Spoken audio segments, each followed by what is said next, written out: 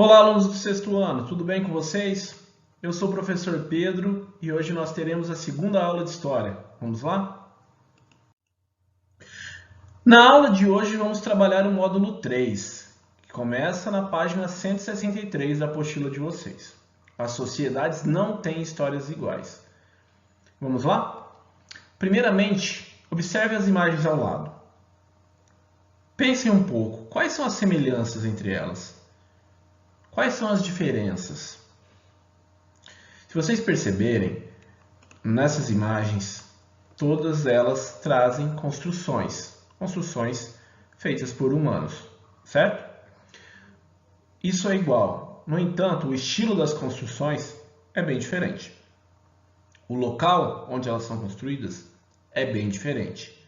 Nessa primeira imagem, nós temos uma região de floresta. Aqui abaixo, uma região montanhosa. E nas duas, ao lado, tudo indica, né, ser uma região árida, desértica, ok? O que a gente pode perceber então? Que são sociedades diferentes que se organizam de maneiras diferentes umas das outras, ok? Para começar a aula, uma pergunta para vocês pensarem um pouquinho. Será que os relatos históricos sobre essas sociedades foram construídos a partir do mesmo tipo de documento?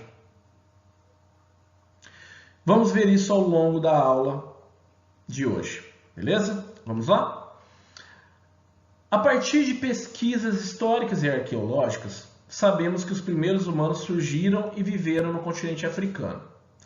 Então, esses grupos surgiram, aumentaram, aos poucos foram se dividindo e dando origem a novos grupos. Esses grupos foram buscando novos espaços, o que levou a se espalharem pelo planeta, buscando condições para sua sobrevivência.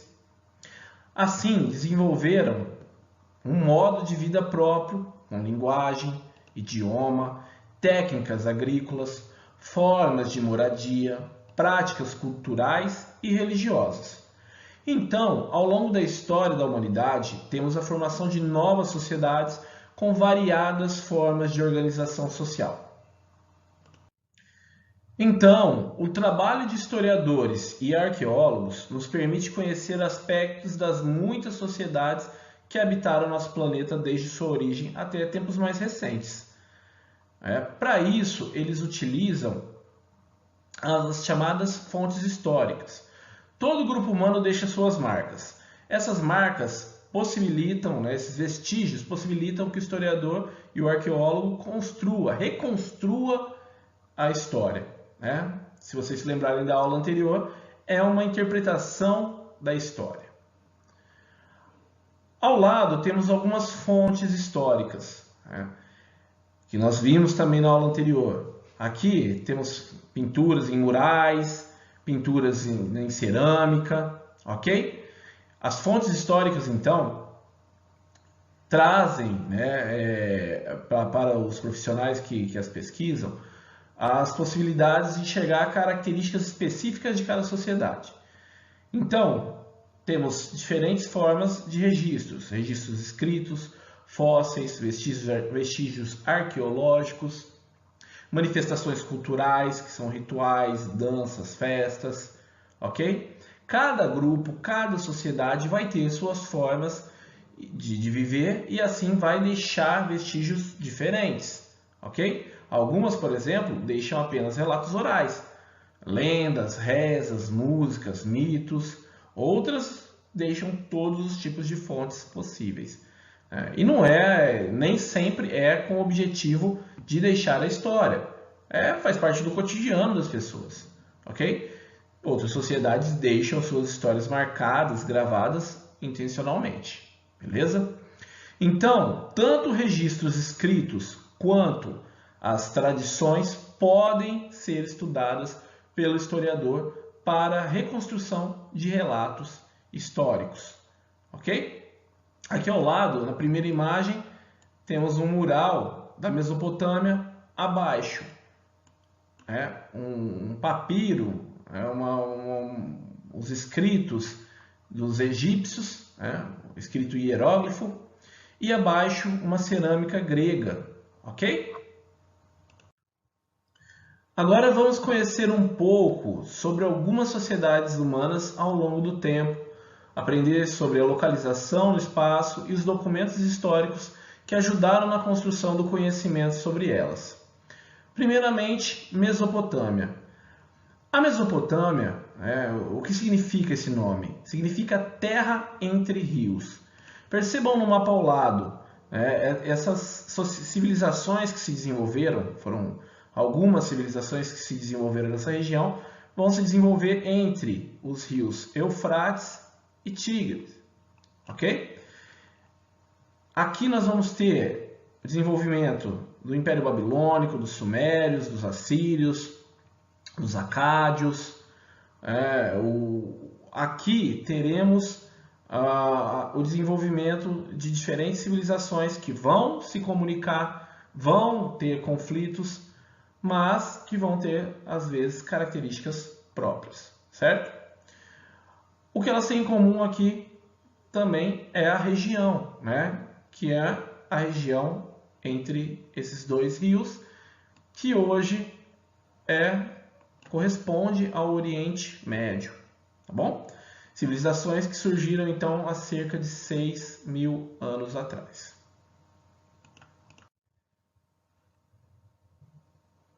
Então, muitas vezes esses grupos tiveram contato, às vezes violentos, às vezes pacíficos, mas cada comunidade se organizava de sua maneira, ok? Os sumérios, por exemplo,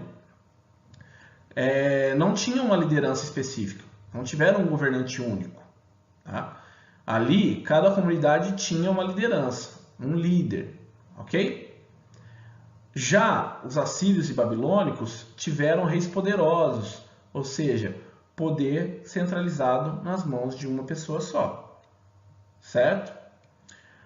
Aqui a gente tem que destacar que os sumérios foram responsáveis pelos primeiros núcleos urbanos. Como sabemos isso? A partir da pesquisa arqueológica, a partir de fontes históricas. Cidades que deixaram vestígios, como Uruk, Hur, Lagash. A gente vai ter então cidades que ou deixaram vestígios arqueológicos ou a partir de relatos escritos. Isso mesmo. Os sumérios vão ser responsáveis também pelo desenvolvimento da escrita cuneiforme, em formato de cunha, cerca de 3.000 anos antes de Cristo. Aqui, na última imagem, nós temos um exemplo da escrita cuneiforme. Acima, temos vestígios arquitetônicos, é o chamado zigurate, o templo desses povos mesopotâmicos. E também vão deixar utensílios que são usados no cotidiano, pinturas, mosaicos, como da imagem acima. Beleza? Já no Egito Antigo, dá para entendermos um pouco como esses povos sobreviveram em uma região desértica, no norte da África, e como eles construíram monumentos gigantescos. Com certeza todos vocês já ouviram falar das pirâmides do Egito, ok? Então a gente vai ter essa civilização se desenvolvendo por volta de 4.500 anos antes de Cristo. Eles vão se desenvolver também próximo a um rio, um grande rio chamado Rio Nilo, ok? Toda essa região, então, compreendida pelo mapa, é a região do Egito Antigo. Vocês podem ver que no mapa aqui tem Alto Egito e Baixo Egito. Região do Alto Egito, regiões mais próximas à nascente do Rio Nilo. Baixo Egito é onde ele deságua, aqui no mar Mediterrâneo. Ok? Então, graças ao Rio Nilo e suas cheias, foi possível ter uma civilização nessa região desértica. Os egípcios aproveitavam muito bem os períodos de cheia do Rio Nilo. Nesse período, eles aproveitavam para trabalhar em obras públicas. No período que ele voltava ao seu fluxo normal, eles aproveitavam para a agricultura, pois essas margens ficavam resíduos orgânicos, ficavam uma região bastante fértil para a produção agrícola, ok? No Egito Antigo, o poder era centralizado na figura do faraó, o faraó que era um líder político e religioso, ele era visto como uma representação divina, um deus na terra, ok? Esses egípcios deixaram muitos vestígios materiais, o que possibilitou muitas pesquisas para historiadores, arqueólogos. Eles deixaram templos, pirâmides, múmias, joias, vasos. As pirâmides, que eram os grandes túmulos dos egípcios, que eles acreditavam então que deveriam preservar o seu corpo e seus pertences para um pós-vida, Então, por isso também da mumificação. Vale destacar a escrita que foi desenvolvida no Egito, que é a escrita hieróglifica, ok? A partir de símbolos, então, eles passaram a organizar a administração, passaram então a deixar relatos escritos, ok? Em papiro, cerâmica, pedra, madeira, beleza? Isso possibilita que os historiadores possam construir melhor relatos históricos desse período. Aqui ao lado temos algumas fontes históricas que possibilitam o estudo do Egito Antigo. Aqui acima nós temos um pedaço, um vestígio do chamado Livro dos Mortos. Como eu disse, a morte era algo muito importante para a vida dos egípcios. Eles se preparavam então para ter uma vida pós-morte. Então passavam a vida toda se preparando para isso, construindo o seu grande túmulo, que era a pirâmide, que iria proteger esses restos mortais e as riquezas do faraó. Ok? E para isso eles pautavam na religião. E um dos principais livros era o Livro dos Mortos. Abaixo, uma escrita hieróglifica, beleza?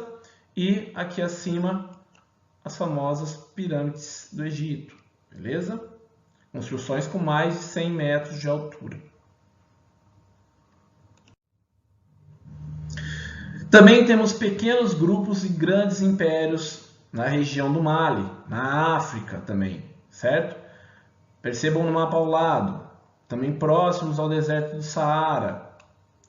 Aqui vão se desenvolver algumas civilizações como Gana, Mali, Songhai, ok? Uma região que fica no noroeste da África. Grupos que desenvolveram a agricultura, metalurgia, o comércio. Alguns desses povos vão se tornar grandes centros comerciais de ouro, ok? Vale destacar que para estudar sobre esses povos são utilizados registros escritos de viajantes que passavam por lá e também a pesquisa arqueológica, os vestígios arqueológicos que foram deixados. Mas, principalmente, a tradição oral, ok? Esses povos têm como costume passar a sua história, suas lendas, músicas de geração para geração. E existe um personagem importantíssimo para isso, que são os griots. Nessa imagem aqui, nessa fotografia, aqui nós temos uma griot, então passando os seus ensinamentos, os ensinamentos desses povos para as novas gerações, ok? Então é uma forma de preservar a sua identidade, preservar a sua história. Na América temos os Incas, que foi o maior império da América do Sul. Aqui nós temos então a localização, um mapinha da América do Sul. Percebam que foi um império bastante extenso, chegou a cerca de 3.500 quilômetros de extensão. Ia do Chile até o que temos a Colômbia hoje, ok? É uma região então montanhosa, uma região da Cordilheira dos Andes. É uma civilização que se desenvolveu entre os séculos 12 e 16, com a capital, né, o Império, tinha como centro principal a cidade de Cusco, era o centro do Império Inca. O imperador Inca era chamado de Sapa Inca. Essa civilização não deixou registros escritos, ok? Mas existem outras formas de conhecermos um pouquinho mais sobre essa sociedade que desenvolveu um alto grau de desenvolvimento técnico. Desenvolveram cidades, templos, rede de estradas, canais de irrigação, né? Trabalharam com tecelagem, com metalurgia, ok? Então, é possível conhecer um pouquinho sobre eles a partir de estudos arqueológicos e também das tradições orais que passaram de geração para geração. Nessas duas imagens aqui, nós temos o famoso quipu. Embora eles não tenham desenvolvido uma forma escrita, o quipu era uma forma de registro e controle das atividades do Império Inca, ok? Então, quanto tinha sido produzido, quanto tinha sido consumido. A administração era, né, a partir desse sistema de nós, eram nós, né, que eles organizavam com seus intervalos para fazer as suas contagens e registros, ok? Ainda na América do Sul temos os Yanomami, ok? Que ficam localizados no coração da floresta amazônica. Estão lá, de acordo com vestígios arqueológicos, há pelo menos 700 anos. Qual que é a localização?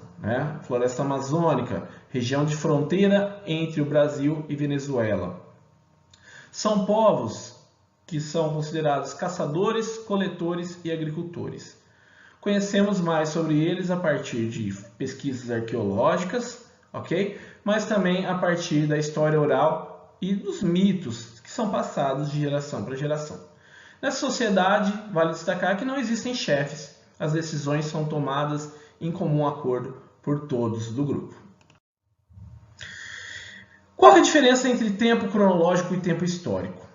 Vimos sociedades em tempos cronológicos muito diferentes.